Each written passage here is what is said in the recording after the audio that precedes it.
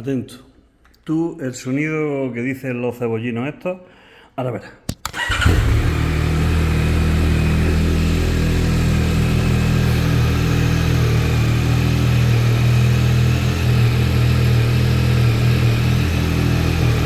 Y esto es, ya te digo, el de casa, ¿eh?